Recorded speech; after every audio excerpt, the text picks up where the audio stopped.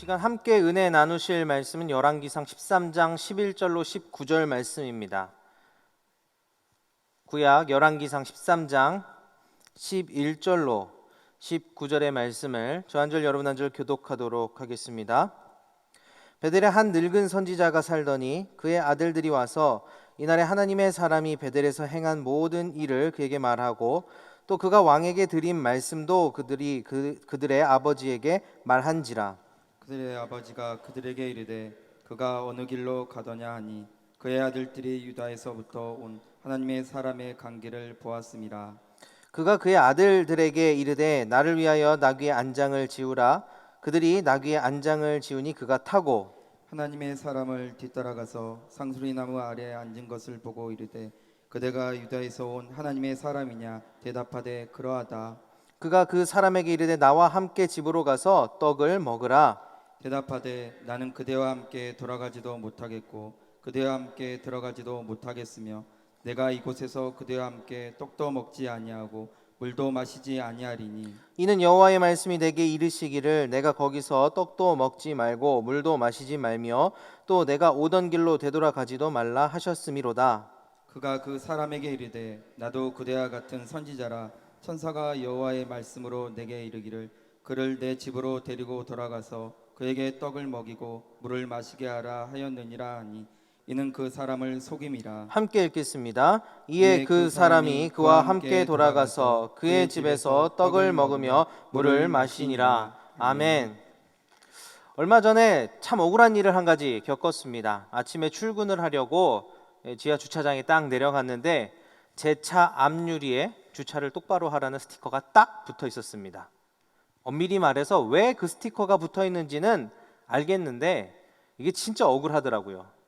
그 전날에 제가 이제 금요 기도회 마치고 11시가 넘어서 밤 11시가 넘어서 집에 이제 갔습니다. 아시겠지만 요즘 지하 주차장, 아파트 주차장 뭐 빡빡하잖아요. 다들 이중 주차되고 뭐 자리가 없어가지고 주차장을 뱅글뱅글 돌았습니다. 웬만하면 저도 이중 주차되고 싶은데 제 차가 그 중립이 안 돼요. 그래서 되면 밀 수가 없는 거니까 웬만하면 다른 일찍 나가는 사람들 혹시나 방해 줄까봐 저는 이중 주차를 잘 안 하려고 합니다. 이렇게 돌다가 보니까 제일 구석에 경차 자리 2개가 딱 비어 있는 거예요. 그 경차가요, 사실 경차도 경차 자리 잘 안 되려고 하거든요. 근데 밤 11시가 지나서도 거기에 자리가 있는 거면 사실 그 이후에 들어올 확률은 그렇게 높지 않아요. 고민을 했어요. 야, 이거를 이중 주차 해가지고 다른 사람들 앞에 차 그냥 댈까? 그냥 일찍 나간 사람 전화하면 그냥 나갈까? 아니면 그냥 거기에다가 댈까? 고민을 하다가 어차피 내가 볼 땐 안 들어올 것 같으니까 여기에 대야겠다 하고 그 경차 자리에다가 차를 딱 댔습니다. 구석이었고요. 또 조금 뭐 아쉬운 게 있다면 경차는 작잖아요. 그래서 일반 차가 되면 사실 그 선을 넘어가 버립니다. 그러니까 2대 자리에 1대밖에 못 되는 거죠. 어쨌든 고민하고 거기에 딱 된 거예요. 그런데 아침에 일어났더니 거기 뭐가 붙어 있어요? 스티커가 붙어 있는 거죠. 사실 스티커가 그냥 붙어도 화가 날 테지만 진짜 억울한 게 뭐였냐면 저는 고민하고 거기다 차를 댄 거거든요. 다른 사람들 통행에 방해주지 않는 구석이고 또 웬만하면 안 될 자리니까 내가 거기에 대야겠다, 좀 민망하지만 그래도 되는 게 좋겠다 하고 된 거는 제가 뭐 부인할 수는 없겠는데 그 가끔 그런 거 있잖아요. 일반적인 이중 주차 말고 여기 대지 말라고 기둥까지 박아놓은 그 자리에 거기가 자기 집이라고 꼭 거기 되는 그 얌체 같은 몇몇 차들이 있어요. 그 몇 자리가 있어요. 거기를 이렇게 지나가면서 보는데 제 거 이제 운전하면서 가는데 스티커가 하나도 안 붙어 있는 거예요. 야, 나는 이거 고민하고 된 건데 여기에는 스티커 붙이고 저렇게 얌체같이 된 차에는 아무것도 안 붙어 있고 이거 너무한 거 아닌가 막 얼마나 화가 나고 정말 억울한지 별 생각이 다 들더라고요. 내가 뭘 그렇게 잘못했길래 나만 이거 붙였지? 저 사람이 더 문제 아니야? 내가 문제가 아닌 것 같은데? 이런 생각이 제 머릿속을 가득 채우는 겁니다. 그래서 경비실에 가서 아저씨 이거 너무한 거 아닙니까? 그랬더니 경비 아저씨가 그거는 밤에 이전 근무자가 붙인 거라 자기는 모른대요. 뭐 모르는 분한테 뭐라고 제가 하겠어요. 그냥 속으로 삭히고 시간 지나가니까 다 가라앉았습니다. 성도님도 우리 인생을 살면서 억울한 일 한 번쯤은 다 겪어보셨죠? 저는 사소한 스티커 한 장에 굉장히 억울한 마음을 느꼈었습니다. 아마 이 세상 살면서 억울한 마음, 억울한 일 안 당해본 사람은 아마도 없을 겁니다.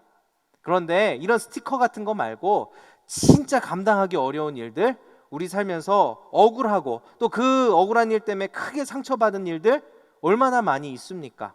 가끔 TV 보면, 방송이나 뭐 이렇게 매체 같은 거 보면 진짜 억울한 일을 당하면요, 그 심정이 얼마나 상하는지 화병이 걸려서 마음이 상하는 정도가 아니라 몸이 상하고 심지어는 화병으로 돌아가시는 분도 있다는 걸 본 적이 있습니다. 가만히 생각해 보면 우리가 살아가는 이 세상이요, 참 억울한 시대를 살아가고 있는 것 같습니다. 세상 날로 발전해서 좋아진다고 그러는데 발전한 만큼 뭐가 그렇게 복잡한지 모르겠어요. 또 복잡하니까 억울한 일은 점점 많이 생겨납니다. 그래서 우리가 많은 사람들 만나고 하는 대화들을 보면은요, 일상 대화에서도 하소연을 그렇게 하고 살아가는 게 우리예요. 또 서점 가보세요. 어떻게 하면 나만 억울하지 않은 삶을 살 수 있는가? 이런 책들 굉장히 많고요. 사람들이 공감해서 많이들 삽니다. 심지어는 인터넷 게시판, 저기 청와대 청원 게시판이라는 것도 있거든요. 거기 가보잖아요. 온갖 세상의 억울한 일이 거기 다 적혀 있습니다. 그런 거 투성이에요. 도대체 우리는 이 억울한 세상을 어떻게 살아가야 할까요? 아니, 이걸 묻기 전에 도대체 왜 우리 인생에 이렇게 어려운 일들이 계속해서 억울한 일들이 일어나는 것일까요? 오늘 우리가 이것에 대해서 좀 생각하고 말씀을 통해 우리가 어떻게 이 삶을 살아가야 될지 좀 답을 발견해 보기를 원합니다. 세상에 억울한 일이 일단 많은 이유부터 보고자 합니다. 첫 번째로 그것은 이 세상이 악하기 때문입니다. 잠언 1장 10절에서 12절을 보면은요, 악한 이 세상의 특징, 특별히 악한 사람들의 특징이 잘 나타납니다. 잠언 1장 10절에서 12절을 보면 이렇게 말합니다. 내 아들아, 악한 자가 너를 꿰일지라도 따르지 말라. 그들이 내게 말하기를 우리와 함께 가자. 우리가 가만히 엎드렸다가 사람의 피를 흘리자. 죄 없는 자를 까덕없이 숨어 기다리다가 스올같이 그들을 산채로 삼키며 무덤에 내려가는 자들 같이 통으로 삼키자. 여러분, 악한 사람들의 모습이 바로 이와 같습니다. 그러니까 성경은 이미 세상에는 악한 사람들이 많고 그 악한 사람들은 무고한 사람들, 아무런 죄 없는 사람들을 괴롭히고 억울한 일이 일어나도록 만든다는 거예요. 이건 이상한 일이 아니라고 오히려 우리에게 말씀하고 있는 거죠. 나의 잘못도 아니고 악인들에 의해 겪는 이런 고통 어떻게 해결할까요? 사실 이건 생각보다 간단합니다. 그 억울한 일에 대한 심판을 누구에게 맡기라는 거예요? 하나님의 손에 맡기는 거예요. 여러분, 시편을 보면은요, 그 다윗이요 쓴 시들이 죄다 그런 시들이에요. 얼마나 억울한 일을 당했는지 다윗은 그 억울한 시마다 다 하나님한테 그 모든 일을 맡기고 있어요.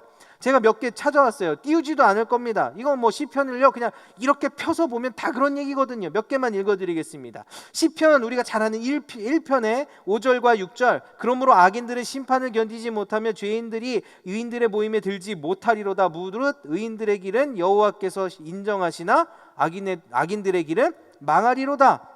3편의 7절 여호와여 일어나소서 나의 하나님이여 나를 구원하소서 주께서 나의 모든 원수의 뺨을 치시며 악인의 이를 꺾으셨나이다. 시편 23편 4절에서 5절 내가 사망의 음침한 골짜기로 다닐지라도 해를 두려워하지 않을 것은 주께서 나와 함께 하심이라. 주의 지팡이와 막대기가 나를 안위하시나이다. 주께서 내 원수의 목전에서 내게 상을 차려주시고 기름으로 내 머리에 부으셨으니 내 잔이 넘치나이다.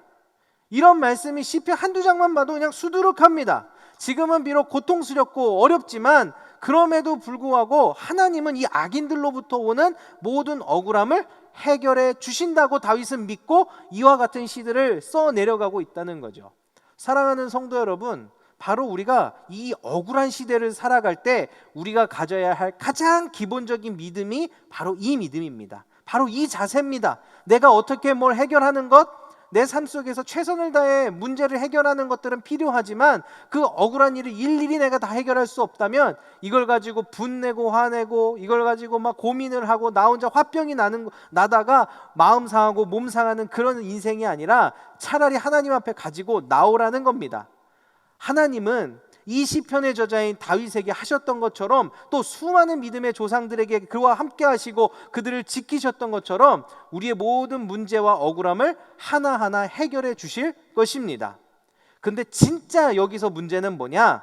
이 악인들로부터 오는 억울함은 이렇게 풀면 되는데 가끔 우리가 이럴 때가 있다는 거예요. 이 억울함이 마치 하나님 때문에 온 것 같을 때가 종종 있다는 겁니다.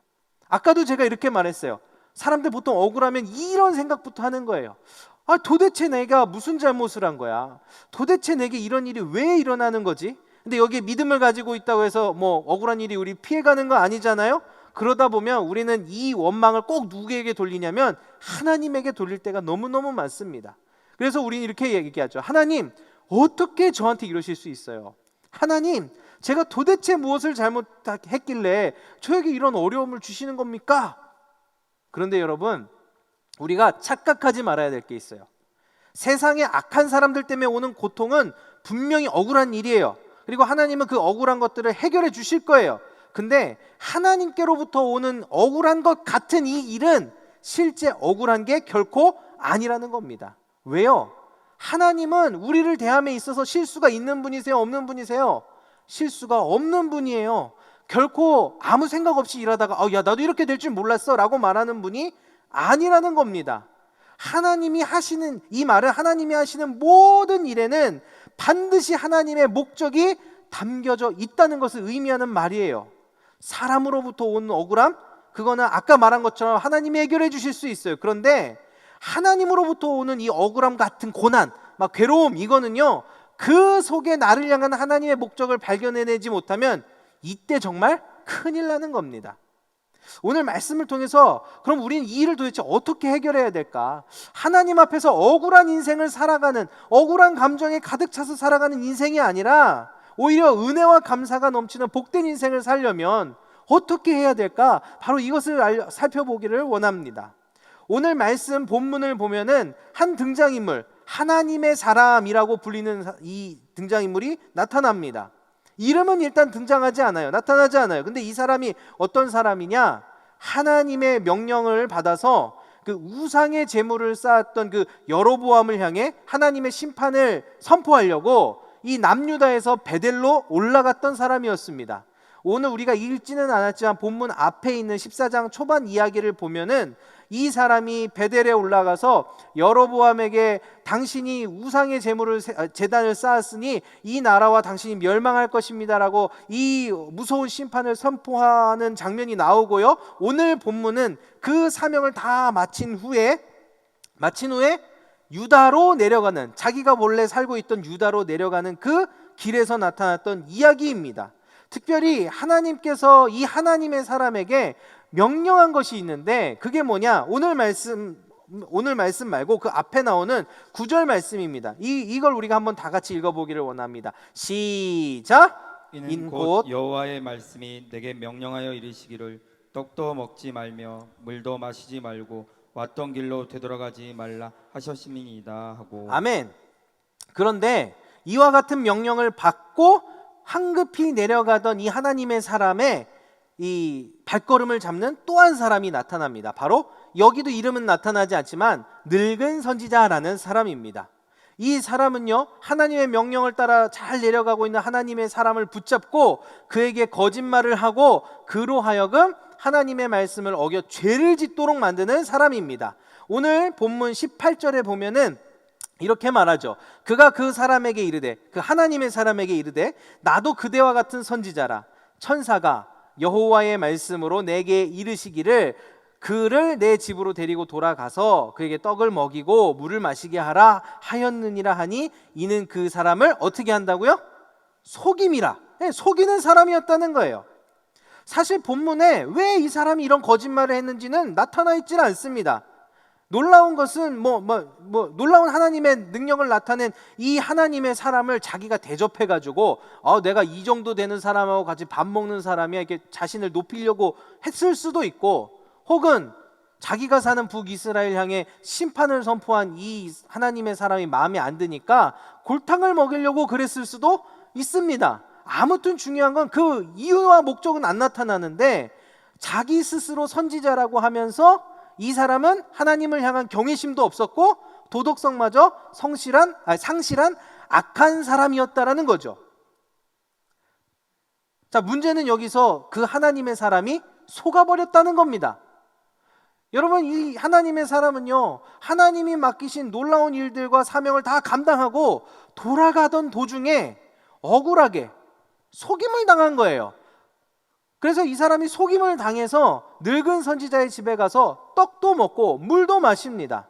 문제는 하나님이 이것을 어떻게 보셨느냐는 거예요. 오늘 본문의 이야기 뒷부분에 나오면 하나님이 이것을 죄로 판단하십니다. 야, 네가 내 말을 어겼으니 너가 죽게 될 것이다. 그래서 실제로 이 하나님의 사람이 황급히 집으로 돌아가다가 길에서 사자를 만나 찢어 죽게 됩니다. 여러분, 잘 생각해 보세요. 이상하지 않아요?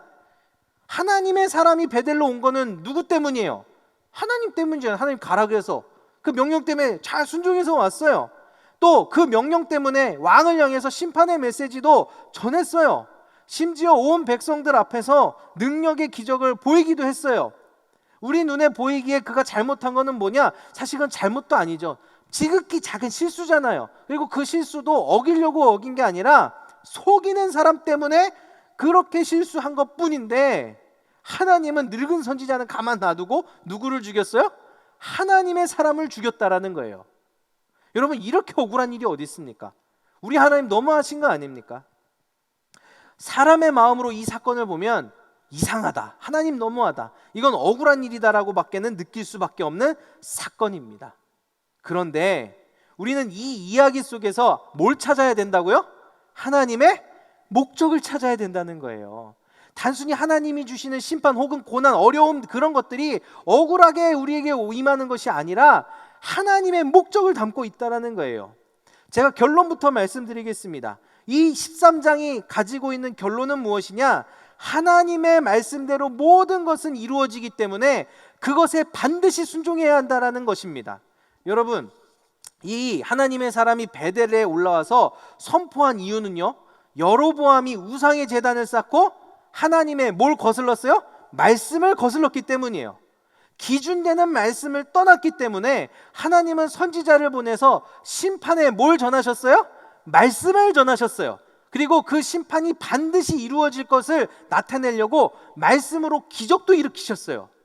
자, 근데 여기서 왕이 자기를 향해 저주하는 사람을 향해 가만히 있었겠어요? 13장 초반에 보면 여로보암이 저자를 잡아라 했더니 이 펼친 손이 하나님의 저주를 받아서 다 말라버린 거예요. 말라 비틀어져서 굽힐 수가 없게 돼요. 그러니까 이 하나님의 사람이 또 어떻게 하느냐? 말씀으로 그 손을 고쳐냅니다. 여러분, 처음부터 끝까지 이 세상의 모든 것들은 하나님의 말씀의 능력으로 인해서 이루어지고 이끌어가게 되어진다는 걸 하나님은 나타내고 계신 거예요. 한 나라의 흥망성쇠, 한 사람의 인생, 그 모든 것들이 다 누구의 손에 있다는 거예요? 하나님 손에, 하나님 말씀에 달려 있다는 걸 오늘 하나님은 이 하나님의 사람을 통해 나타내고 싶으셨던 거예요. 왜 하나님의 사람이 찢어 죽게 되었느냐? 그 말씀을 어겼기 때문이에요. 우리 생각엔 억울하죠. 누구 때문에 그렇게 된 거잖아요. 근데 하나님 입장에서 보면 이유야 어쨌든 결과는 하나님의 말씀을 어긴 것이라는 거예요. 그리고 잘 생각해 보세요. 이 선지자는 하나님의 말씀을 직접 듣고 하나님의 말씀을 따라 일을 하던, 사역을 하던 사람이에요. 그렇죠? 하나님의 말씀을 직접 들은 사람이에요. 그리고 그 말씀을 직접 선포한 사람인데 그 말씀을 크던 작던 혹은 남 때문이든 나 때문이든 어겨버렸어요. 아니, 전한 사람이 말씀을 어기고 살았다면, 근데 그리고 나서도 그 사람이 아무런 하나님으로부터 어떠한 심판도 없이 멀쩡하게 살아간다면 누가 하나님의 말씀을 무서워하고 누가 하나님의 심판을 두려움으로 경외함으로 떨고 받아들이겠냐는 겁니다. 그러니까 하나님은 오늘 이 13장 전체를 통해서 이 이야기를 하고 싶은 거예요. 우리의 인생 가운데 가장 중요한 것은 무엇이다? 말씀이다. 사랑하는 성도 여러분, 우리가 왠지 억울한 일을 당하는데 하나님이 나를 도와주시는 것 같지 않고 진짜 왠지 억울한 마음이 하나님을 향해서 들고 이 고통과 괴로움을 인해서 괴로워하고 있다면 우리는 여기서 원망하고 불평할 것이 아니라 이 말씀을 기억하며 내가 과연 하나님의 말씀 앞에서 어떻게 살아가고 있는가를 먼저 되돌아보고 점검해야 한다는 게 이 메시지의 핵심인 겁니다. 자, 그렇다면 우리는 도대체 어떻게 하나님의 말씀 안에 거하고 그 말씀에 순종하는 삶을 살 수 있을까요? 첫 번째, 우리는 하나님의 말씀은 결코 변하지 않는다는 사실을 반드시 기억해야 됩니다. 세상의 모든 건 다 어때요? 변합니다. 생각도 바뀌고 심지어 가치관도 바뀝니다. 그게 세상입니다. 예전에 맞는 게 이제는 틀려요. 근데 옛날에 틀린 게 지금은 맞을 수도 있어요. 세상에 변하지 않는 건 아무것도 없어요. 근데 딱 하나 변하지 않는 게 있다면 그것은 무엇이냐? 예나 지금이나 신실하신 하나님이세요. 그리고 그 하나님으로부터 선포된 말씀은 결코 변하지 않습니다. 마태복음 5장 18절에 보면 예수님께서 이렇게 말씀하십니다. 한번 읽어보겠습니다. 시작. 진실로 너에게 이르노니 천지가 없어지기 전에는 율법의 1.1획도 결코 없어지지 아니하고 다 이루리라. 아멘. 또 이런 말씀이 있어요. 이사야 40장 8절입니다. 한번 읽어보겠습니다. 시작. 풀은 마르고 꽃은 시드나 우리 하나님의 말씀은 영원히 서리라. 영원히 서는 것, 영원히 변하지 않는 것, 아무리 세상이 변하더라도 바뀌지 않는 것, 바로 하나님의 말씀이에요. 그 말씀을 하신, 그리고 운행하시고 이 세상을 섭리하신 하나님은 변하지 않으십니다. 이 성경 말씀이 수천 년 전 고대 근동 아시아에서 쓰여진 글이지만 그 속에 담겨있는 하나님의 원리는 여전히 우리 삶에도 유효한 겁니다. 그런데 많은 사람들은, 심지어 성도된 우리들도 이 사실을 아주 쉽게 잊고 살아갑니다. 아니요, 오히려 때로는 고의적으로 인정하지 않을 때가 너무 많습니다. 도대체 왜요? 눈에 보이는 지금 우리의 상황 때문인 거죠. 보세요. 하나님의 사람이 왜 말씀을 어기게 되었는가? 상황 때문인 거예요. 하나님의 말씀을 들었다는 이 늙은 선지자가 뭐라 그랬어요? 상황이 바뀌었어 라고 말했거든요. 그 한마디에 모든 걸 수긍해버리고 이해해버린 거예요. 만약에 그가 상황이 아닌 하나님의 말씀을 바라봤다면 그가 거짓말에 넘어갔을까요? 이 늙은 선지자가 한 말을 다시 한번 하나님 앞에 갖고 와서, 하나님, 저한테는 이렇게 말씀하셨는데 그게 맞습니까? 기도하고 말씀을 확인했다면 그는 이 상황이라는 것에 속아 넘어가지 않았을 겁니다. 우리가 여기서 진짜 좋은 예를 찾을 수 있는 사람이 누구냐면 다윗이에요. 여러분, 다윗은요, 사울에게 쫓기던 시절이 있잖아요. 근데 그 쫓기던 시절에 사울을 죽일 수 있는 기회가 있었어요. 그 어려움을 끝내고 종식하고 자기가 왕이 될 수 있는 기회가 있었어요. 무려 2번이나 있었어요. 엔게디 광야의 그 굴 속에서 한 번 있었고, 그 하길라 산에 있을 때 이렇게 한 번 더 있어서 2번이나 있었어요. 근데 그때마다 다윗에 있던 주변 사람들이 뭐라 그러냐면, 다 하나님 말씀을 갖고 와가지고 인용하면서, 이건 하나님이 당신을 돕는 것입니다. 이건 하나님의 말씀이 이루어진 겁니다. 지금 죽여야 됩니다라고 하나님의 말씀으로 이야기했어요. 그리고 심지어는 어떤 사람은 제가 죽이겠습니다. 그러면 피를 다윗이 안 묻혀도 되는 거 아니에요? 이렇게 좋은 때가 어디 있어요? 그리고 성경에서는 심지어 그 하길라 산에 있을 때 사울뿐만 아니라 모든 그 사울의 군사들이 잠들어 있었는데, 그걸 누가 잠들게 했냐면 하나님이 잠들게 했다고 성경에 분명히 나와 있어요. 여러분, 이 상황을 보세요. 이 상황은 어떻게 돌아가고 있어요? 다윗이 사울을 죽이기 딱 좋게 흘러가고 있어요. 말씀에도 맞는 것 같죠. 대신 도와주는, 그러니까 붙여진 사람도 있었죠. 게다가 하나님이 재우셨죠. 야, 여기서 죽이면 얼마나 자기가 편해요. 금방 왕이 될 수 있는 거 아니에요? 근데 다윗이 어떻게 했습니까? 죽이지 않았어요. 왜 그러느냐? 다윗에게는 변하지 않는 하나님의 원리가 있음을 알았거든요. 그게 뭐예요? 하나님이 기름 부어서 세운 그 사람을 내가 죽일 수 없다라는 그 하나의 원칙이 분명하게 서 있었다라는 거예요. 이 원칙을 가지고 모든 상황을 판단했더니 이건 내가 할 일이 아니라는 결론에 다다랐다라는 겁니다. 여러분, 다윗이 죄 짓는 사람이에요. 똑같아요. 우리랑 부족한 부분이 있었어요.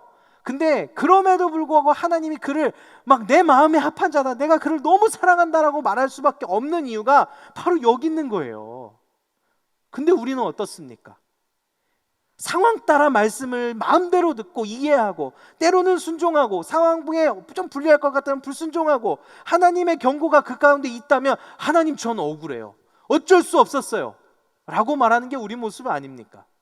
사랑하는 성도 여러분, 하나님의 말씀 속에, 그 속에 담긴 하나님의 기준과 원리는 변하지 않아요.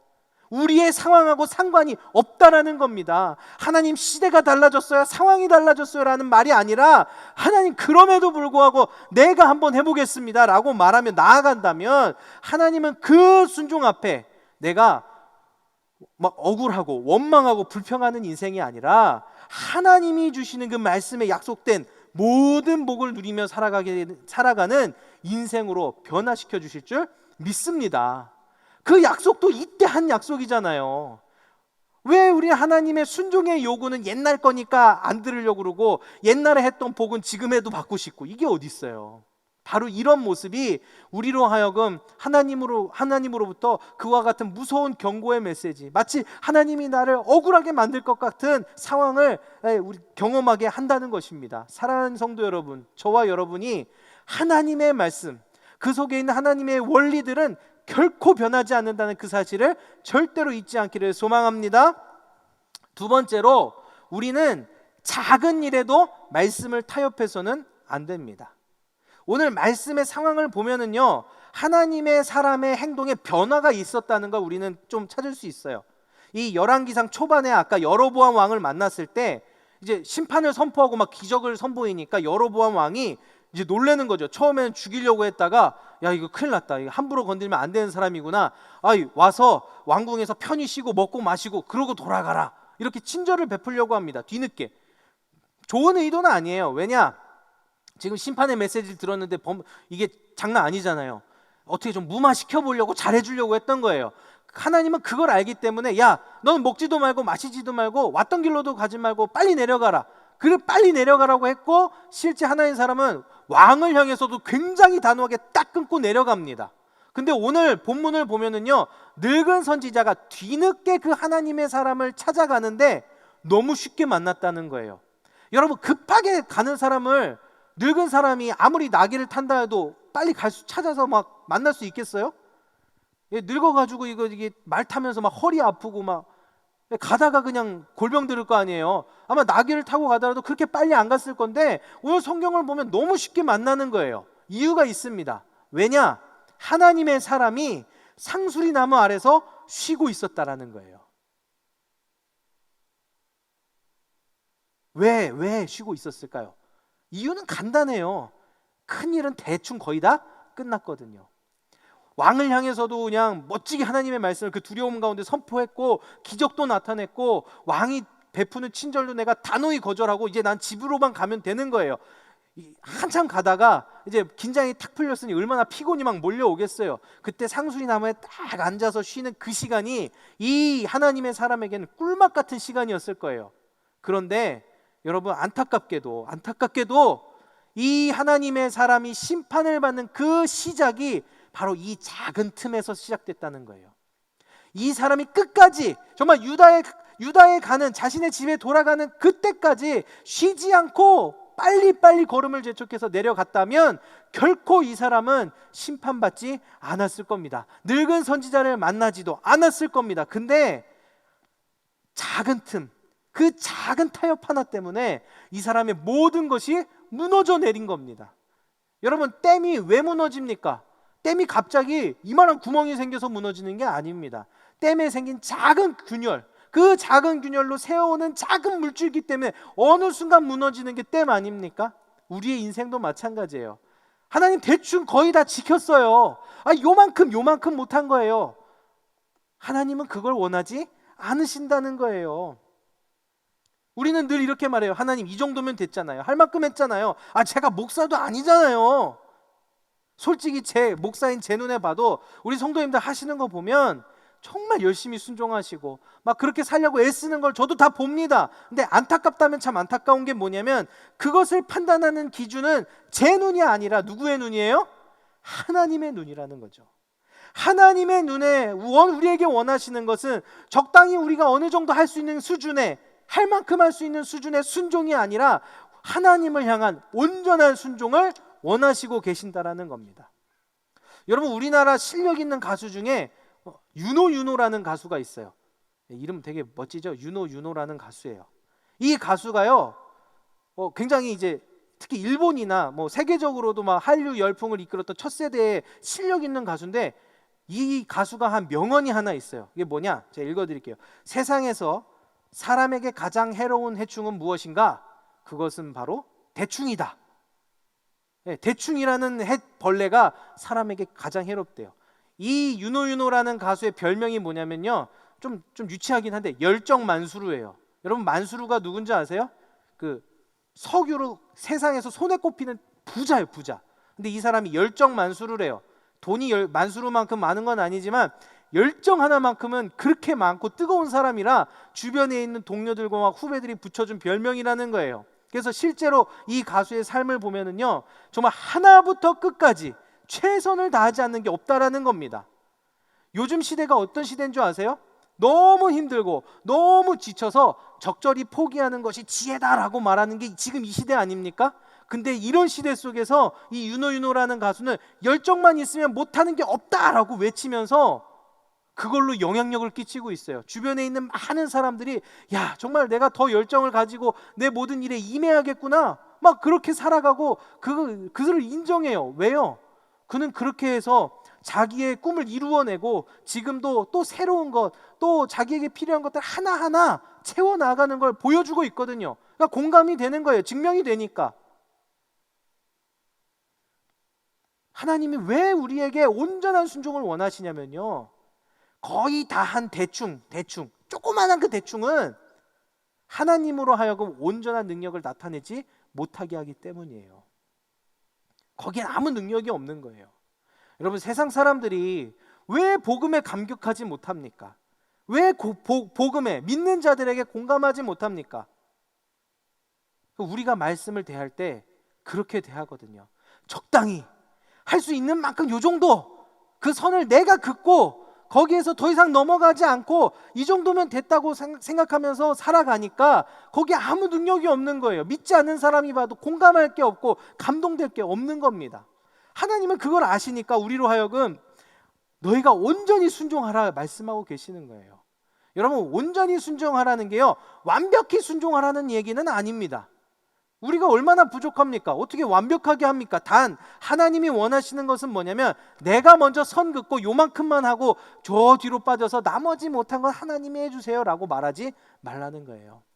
사람과 특별히 하나님 앞에서 부끄러움 없도록 내가 비록 완벽하지 못하지만 내 온 전신을 다하여서 내 온 이 모든 나의 어떤 마음과 정성과 힘을 다 쏟아 전 인격적으로 몸부림치면서 그 앞에 나아가며 순종할 때 하나님은 그 모습 가운데 일하시고 놀라운 하나님의 은혜와 복을 부어 주신다라는 사실입니다. 사랑하는 성도 여러분, 말씀을 맺겠습니다. 이 세상 참 억울한 일이 많습니다. 그러나 하나님은요, 우리가 결코 억울함을 당하는 그 채로 방치하시는 그런 분이 아니십니다. 악한 자들 때문에 생기는 억울함 가지고 나가보세요. 하나님이 일하시나 안 하시나, 믿고 나오는 자에게 하나님은 일하시고 해결해 주십니다. 또 반대로 마치 하나님 때문에 억울한 것 같은 이 마음이 들 때는 나를 돌아보고 내 신앙을 점검하며 나아가 보세요.